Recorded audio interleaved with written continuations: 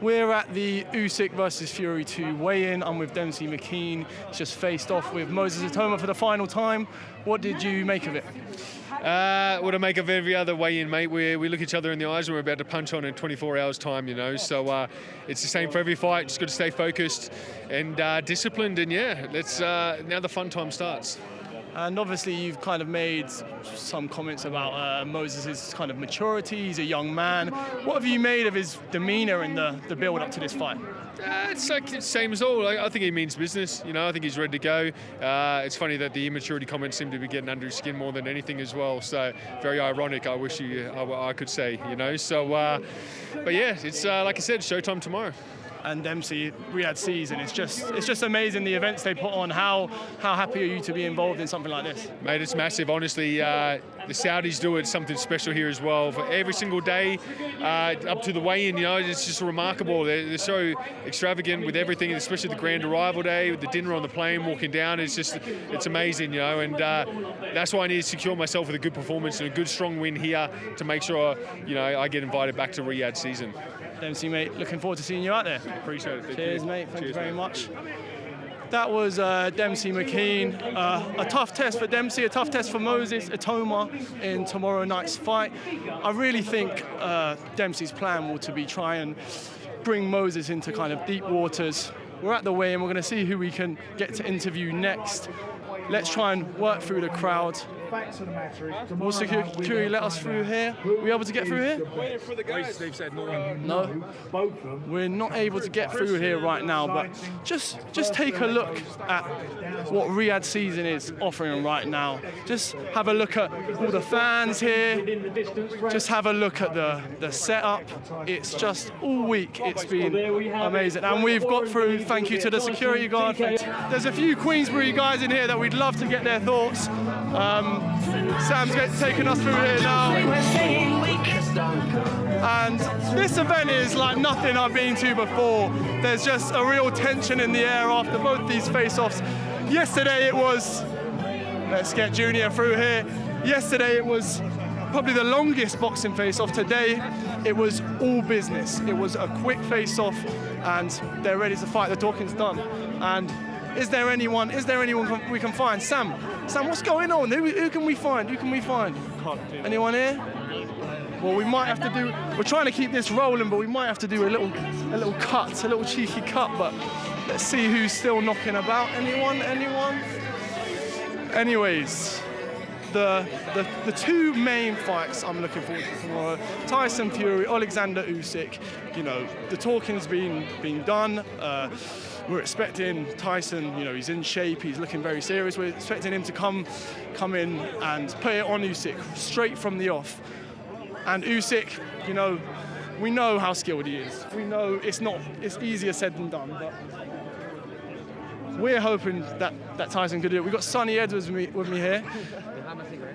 Sonny, yeah, let's put that away. Sonny, the final face-off. How much do you read into these face-offs? Do they really mean anything?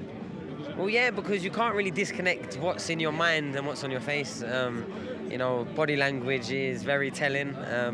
Non-verbals is a thing that I like looking into, and I can't lie, I've not liked Tyson Fury's body language all week. And coming off my last performance, I kind of know how it feels to be here, but maybe be somewhere else in your head, and I think that may be what Tyson is going through right now. I don't know. Yeah, his body language to me hasn't looked the best. Maybe he's just hell-bent and focused and doesn't really talk too much, doesn't really do too much, but I don't know. He didn't even stand up for the mic after, did he? He got straight off, and Usyk looks like he's lapping this up. Usyk's got, you know, probably about 50, 60 Ukrainians in the same tracksuit here, you know, chanting Usyk, and I don't know, it just seems a bit foreboding, but you know, for the Brits, for you know, British boxing, you know, we're backing Tyson, but me, I'm also a massive fan of Usyk and have been since the amateur days, and he's probably one of the best fighters that has ever done it, really, and yeah, yeah. A fascinating insight from Sonny. Sonny, in the fight week build-up, in the face-off, you know, you mentioned, you know, Tyson's demeanor. What would you be looking at in your opponent and thinking, yeah, this guy doesn't really want to be here? I don't know really, but I can look at myself in my last fight and kind of see very much similarities between me and Tyson, if I'm perfectly honest. you know, when you've really got the eye of the tiger and the fire in your belly, you're really excited for all of these moments. And, you know, maybe when you're a bit reluctant to take part, it's usually a bit more because, you know, maybe you're having negative thoughts in your head. I don't know. Or maybe I'm just speaking from personal experience. I don't want to put, you know, my opinions on Tyson. He's a hell of a fighter, and he's been one of the mainstays in British boxing for a few years now. He's done absolute wonders for the sport.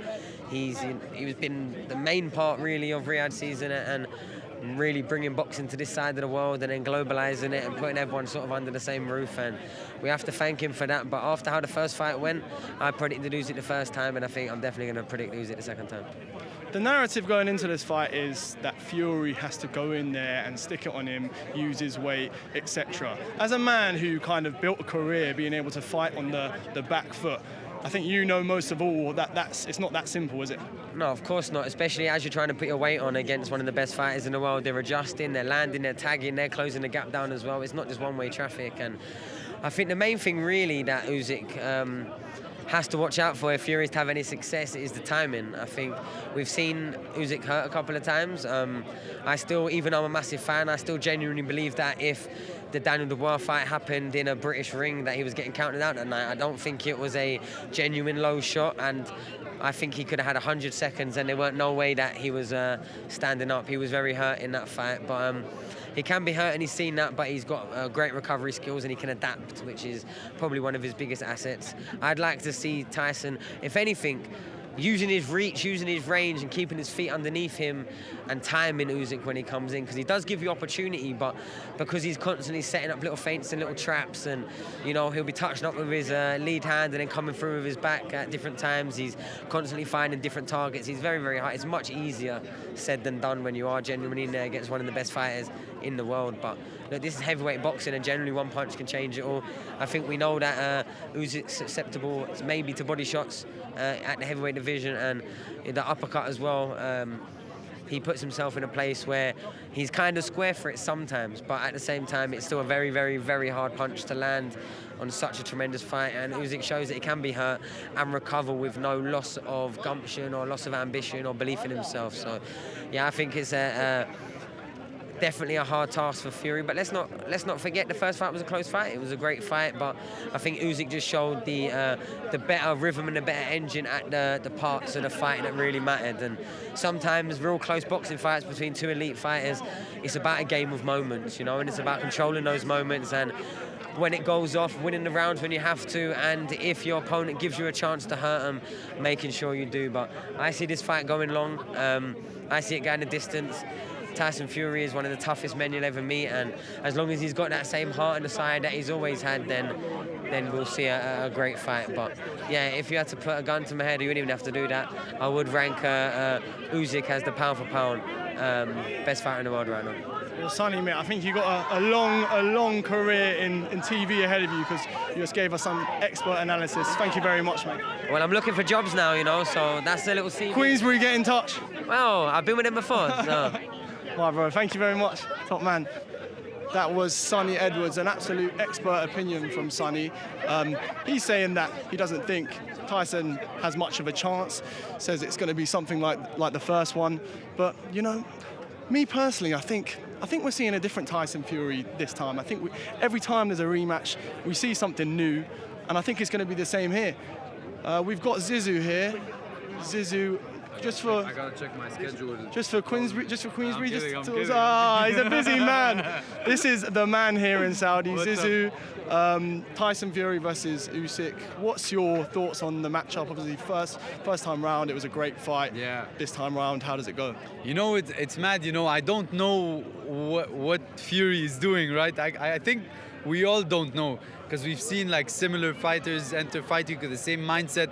And it's really, if you just have it right on the night, if that's how you're going to carry yourself all of fight week, then you really have to get it right on the night, because it's either you're saving the energy or you're exerting the energy too much, maybe thinking, stressing.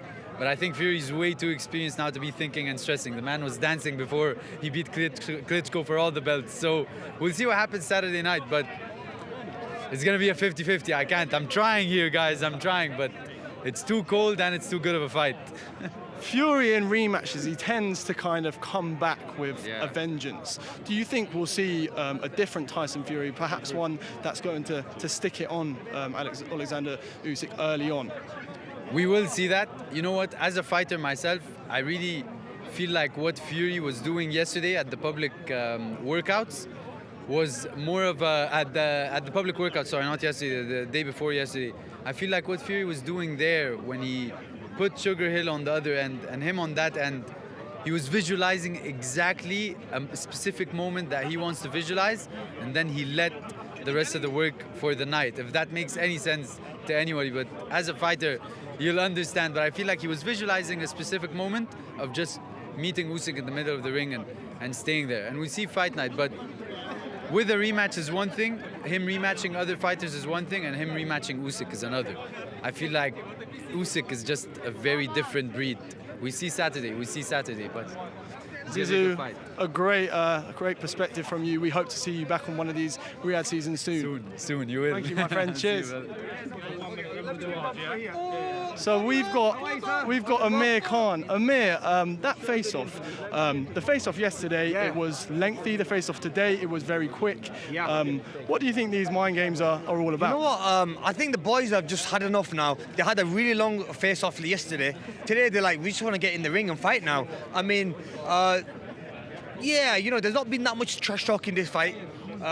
Both guys are feeling ready, and they just want to get over with. Sometimes it gets too much. You get overwhelmed with all the pressure and all the people watching, all the fans being around. You just want to get in the ring and fight and just go home to your family. So I do feel what they're going through, but at the same time, look, it's going to be an explosive fight. We are looking forward to this big fight, and may the best man win, and that's hopefully Tyson Fury.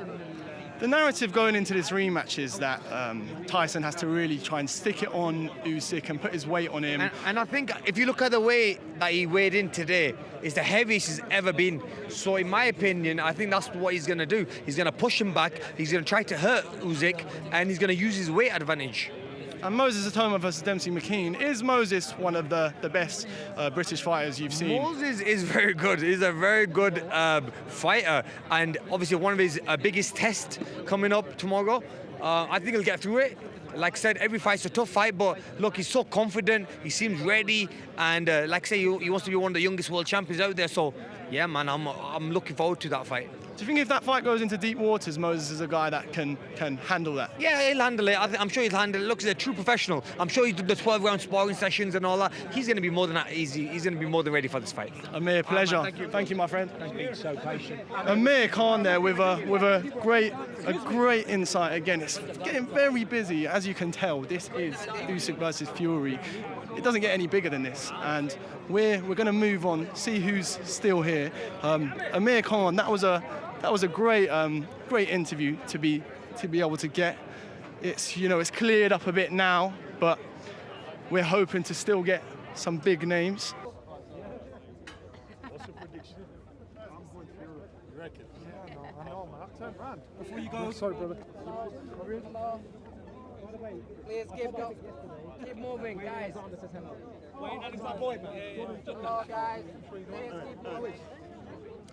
Johnny, how are you, my friend? I'm good, brother. Good to see you. Just a word on Moses Atoma. I think he's probably one of the best talents. That's mofo.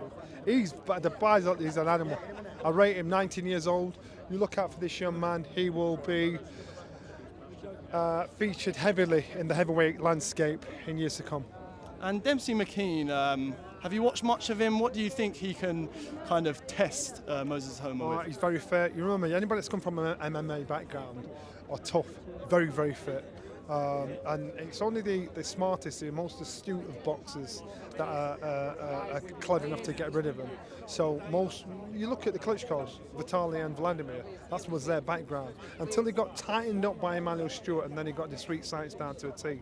So I think Moses is in. It's a good shout. It's a good scalp, and it's a good fight.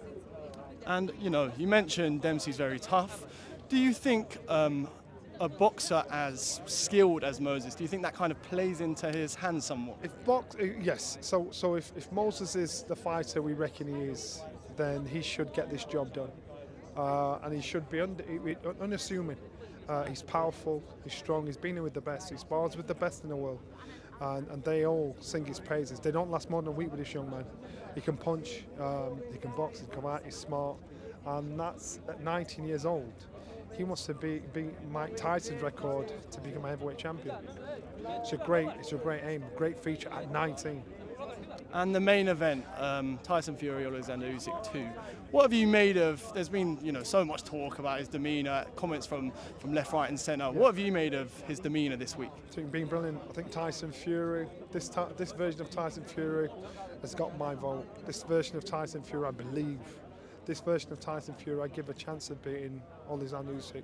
I hope that version of Tyson Fury would turn up the first time, but he didn't. He was unprofessional, and he suffered the consequences. He didn't accept the responsibilities of a champion, and he suffered the consequences. And now he's hurting.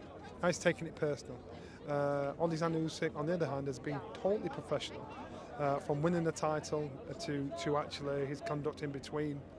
Then and now. So you've got to look at lifestyles and choices, and Alexander chose a choice and that worked for him. Is that how it's going to play out tomorrow? Usyk, he's never really drops in performance, never dips in performance. He's consistently at 100%. Does Tyson Fury really need to be at his absolute best, like an amazing performance to beat him? Usyk's lifestyle and habit is professional, on point.